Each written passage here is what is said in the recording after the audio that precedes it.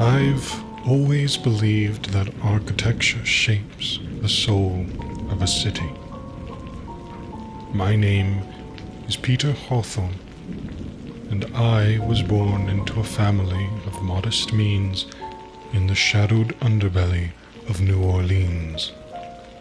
I clawed my way up from humid streets where Spanish moss hung like funeral shrouds over wrought iron balconies.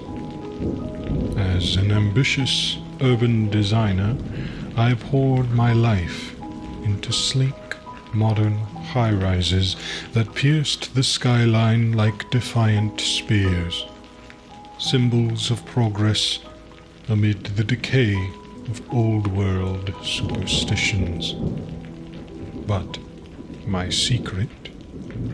Ancient patterns unearthed from a forgotten family heirloom, an old leather-bound journal from my grandmother, Alara Hawthorne. This relic from her days in Haiti brimmed with intricate symbols she claimed harbored protective spirits. I dismissed it as nonsense. To me, they were merely elegant motifs, geometric whirls and interlocking lines that evoked mystery without the baggage of folklore. Perfect for etching into glass facades and marble lobbies, lending my designs an air of enigmatic allure. Little did I know, these were sigils from the hoodoo religion, wards twisted into curses by my ignorance, binding forces no rational mind could fathom. Grandmother Elora had been an enigmatic figure in my childhood, her cramped shotgun house thick with the acrid scent of burning herbs and the low drone of chants. She'd whisper tales of Loa, spirits that slinked between worlds, while her gnarled fingers traced those very symbols in the air, leaving faint trails of unease. I remembered her warnings, delivered with eyes like polished obsidian. These are not for the uninitiated, Peter. They guard, but they also judge. But I was young, rebellious, desperate to flee the poverty and superstitious drivel that shackled my family to the past. I chased degrees in architecture at prestigious universities, burying her journal in a dusty attic box, until inspiration struck years later.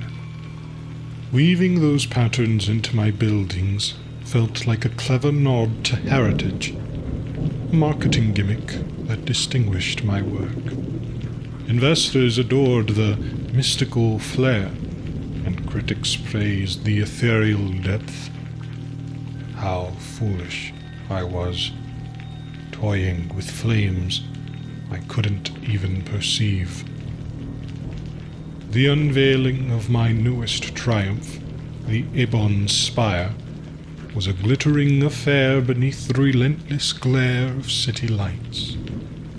Perched on the edge of downtown, the 60-story monolith loomed like a black obelisk, its obsidian-tinted glass mirroring the chaotic pulse of the metropolis below.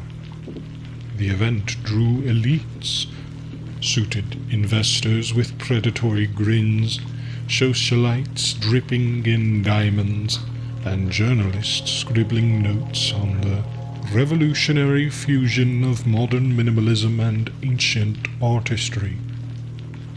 We toasted with champagne on the rooftop terrace, the wind carrying distant wails of sirens and the thrum of traffic far below.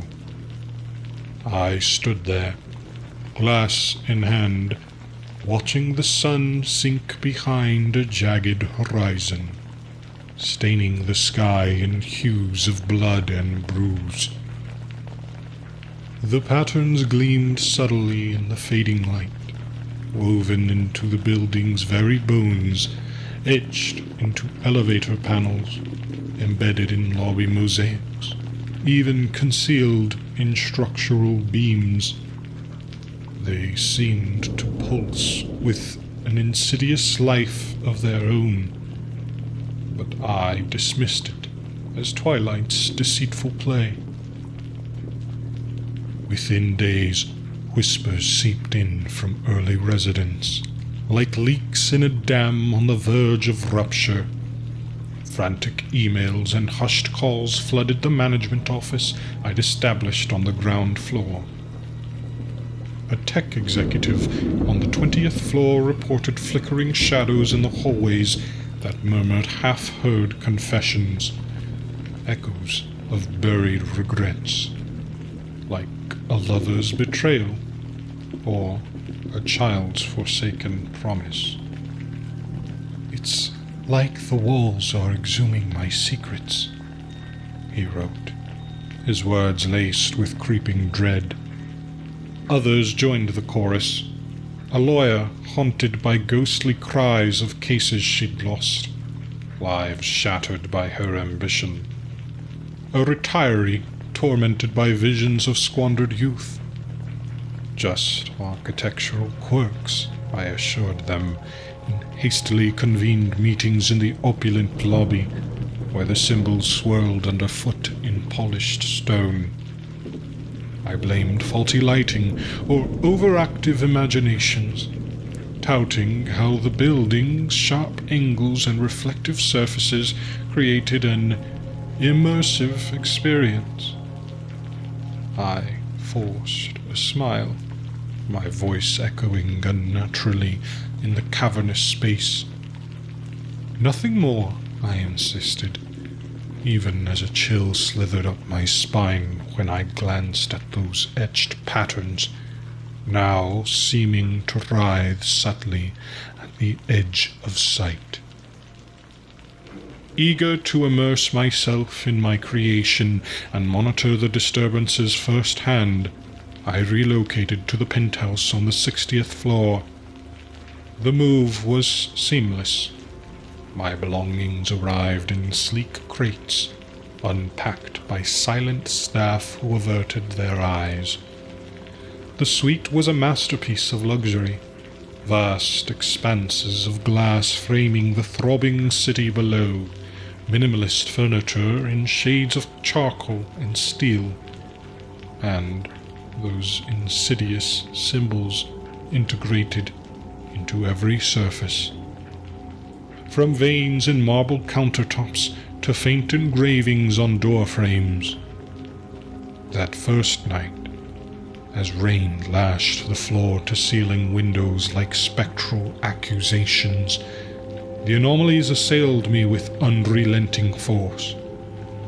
I paced the living room, reviewing blueprints under a desk lamp's harsh glow, the storm muffling the city's roar.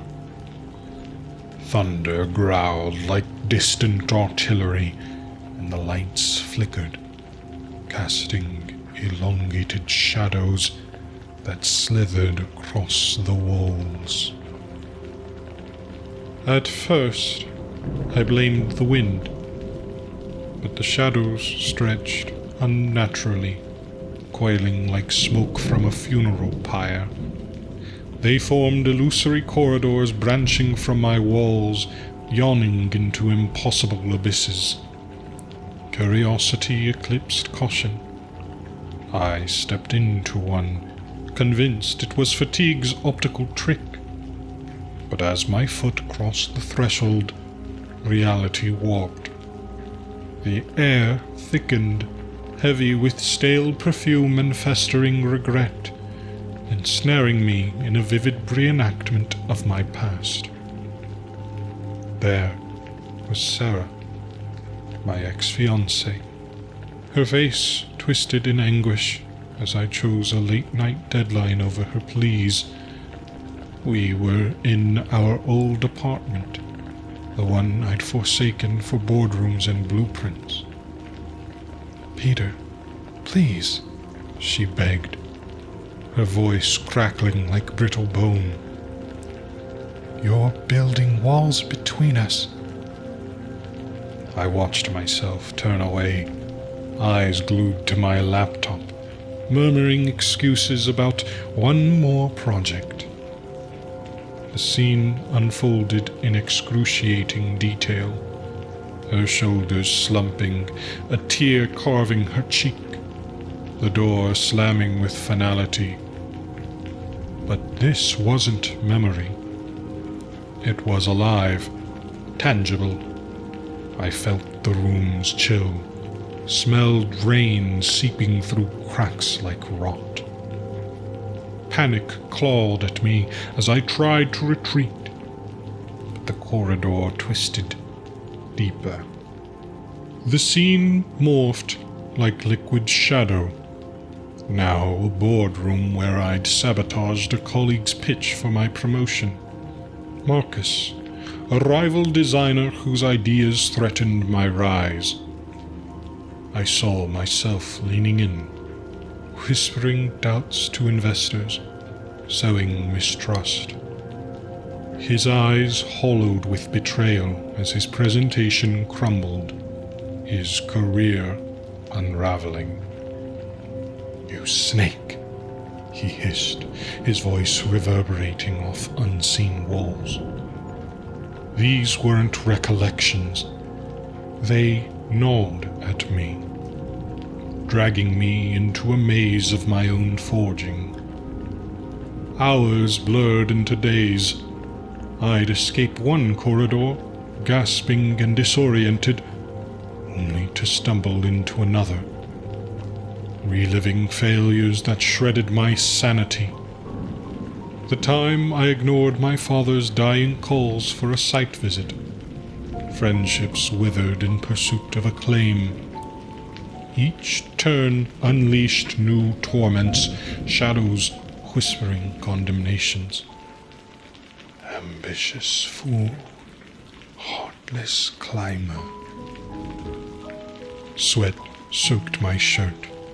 My heart thrashed like a caged beast, and when I finally emerged into the penthouse, dawn broke. But I felt eons older, hollowed by unseen erosion. Word spread among tenants like a plague, infecting sterile corridors with dread. In the lobby, pale-faced residents huddled over lukewarm coffee from the communal machine, eyes ringed with exhaustion and haunted by sleepless vigils. The air reeked of burnt grounds and desperation, the floor's symbols mocking us with their immutable grace. Mrs. Alvarez from 14B, a widow with silver-streaked hair and trembling hands, whispered of a labyrinth replaying her neglect of her dying mother. "I see her bedridden, that frail hand reaching," she said, tears brimming. "And I turn away, too consumed by my own life. Over and over until it devours me." Young Mr. Patel on the 30th floor, sharp-dressed but hollow-eyed, described pursuits through shifting halls by manifestations of gambling debts, spectral creditors with rotting faces and empty sockets, bony fingers clutching blood-stained ledgers. "They demand payment in flesh," he muttered, glancing over his shoulder as if they lurked in the shadows. We were all captives in personalized mazes of regret, condemned to sleepless cycles of erosion. Night after night, the building gnawed at us, sanity fraying like rope under relentless strain. Conversations turned frantic. A support group in the conference room devolved into shared delirium. Some tried fleeing, bags packed in haste, but elevators looped back with a mocking ding, doors sealing with susurrant pleas. "Stay, confess." Thence carried these murmurs a chorus of ethereal voices swelling hourly. From my penthouse I watched residents pace balconies, some screaming into the abyss, others staring blankly at city lights, their reflections warped by embedded symbols. Tension festered. Brawls erupted over trifles, fueled by exhaustion and paranoia. One night, a scream tore through the ducts.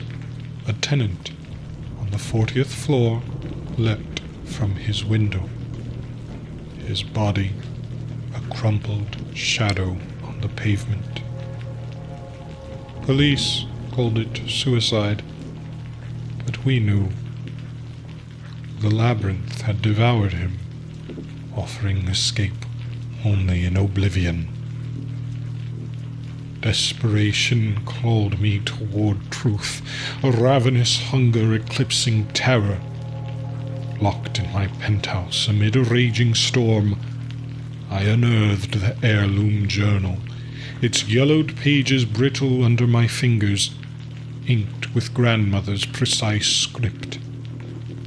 The symbols glared back, no longer benign, but accusatory voids.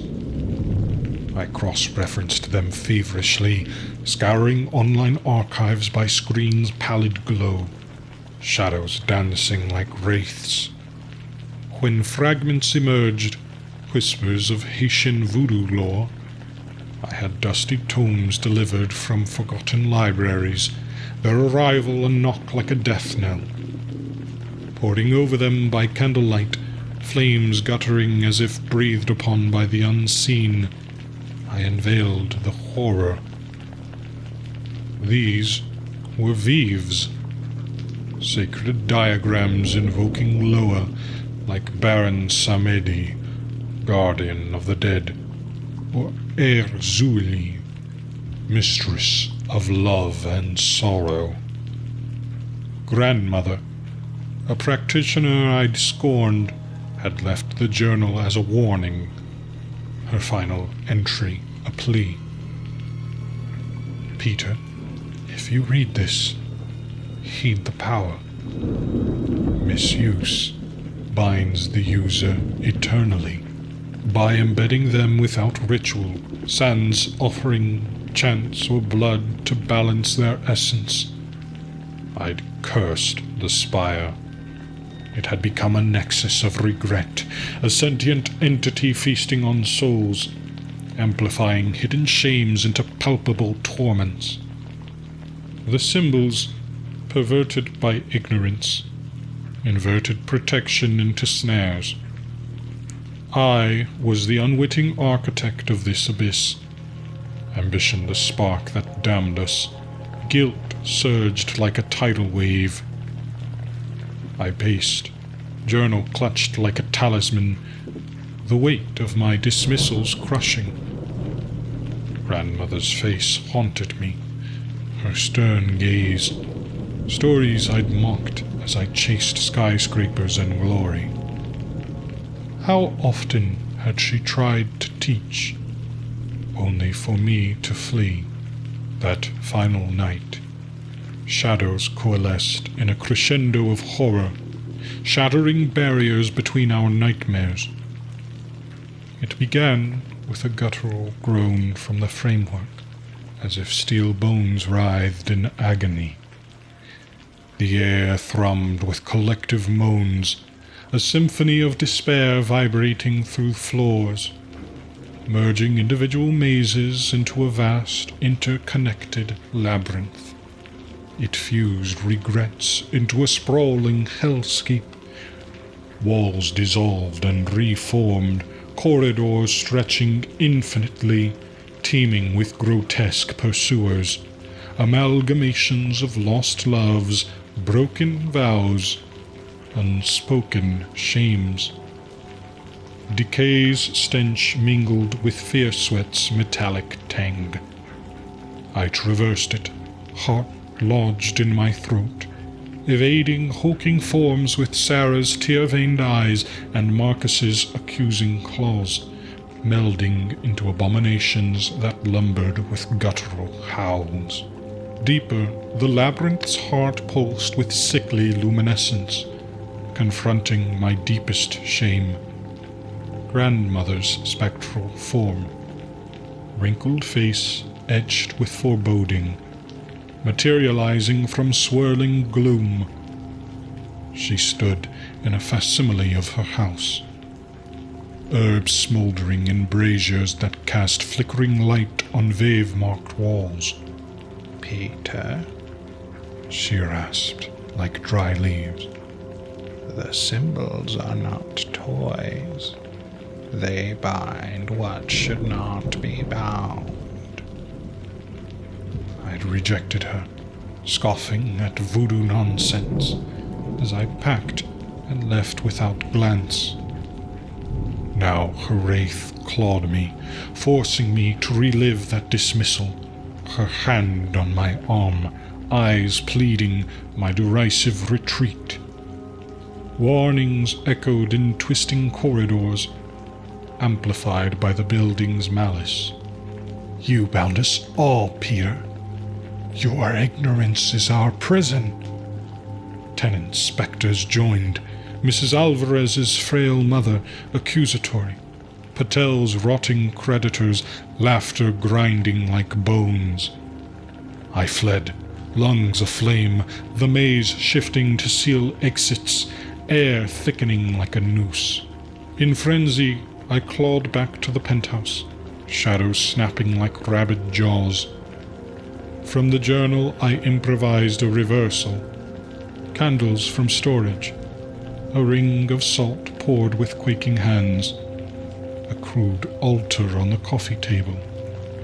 Chants stumbled from my lips in Creole.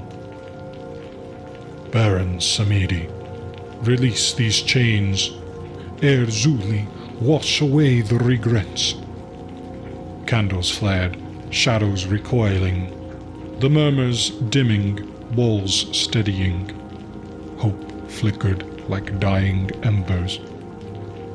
But it rebounded catastrophically, sigils glowing with infernal fire, searing into my vision. Agony tore through me, needles piercing flesh, anchoring my essence to the spire. My body melted into shadow, consciousness swelling to encompass every floor, every tormented soul. I became its immortal sentinel, forever assailed by others' regrets, their confessions flooding in waves of sorrow, betrayal, loss, merging with mine until self dissolved in eternal cacophony. The Ibon Spire endures as an insidious beacon in the city's heart, its facade a siren call to ambitious newcomers, lured by luxury's promise, blind to traps woven into its foundation. Fresh victims arrive daily, footsteps echoing in the lobby where symbols lurk, poised to ensnare. My anguished pleas embed in walls a perpetual, unheard warning in wind, whispered through vents. Creaks of settling beams, an eternal echo begging escape that no one heeds. If you hear them, faint and insistent, like a half-remembered nightmare, run before shadows claim you, binding you to this labyrinth of regrets where redemption is merely another illusion in the endless spiral of suffering. Yet, in the depths of this eternal vigil, a cruel irony unfolds. The labyrinth feeds not just on regret, but on futile bids to evade it. I sense you now, dear reader, drawn to these words like a moth to flame, your curiosity a thread tugging you toward the spire's grasp. Perhaps you've already felt it, a whisper in the night, a shadow lingering too long at vision's edge. The curse seeps beyond brick and mortar. It infiltrates tales like this, binding those who dare unearth its secrets. Run if you can, but know that by reading this far, you've invited the symbols into your mind, etching them onto the walls of your own regrets. The Ibon Spire welcomes you. And so the cycle persists, unbroken and insatiable, with me as its unwilling heart. There is no resolution, no final curtain, only the endless transmutation of souls into shadows, regrets into chains. If redemption comes, it will be in oblivion. But until then, I remain watching, waiting, whispering your name into the void.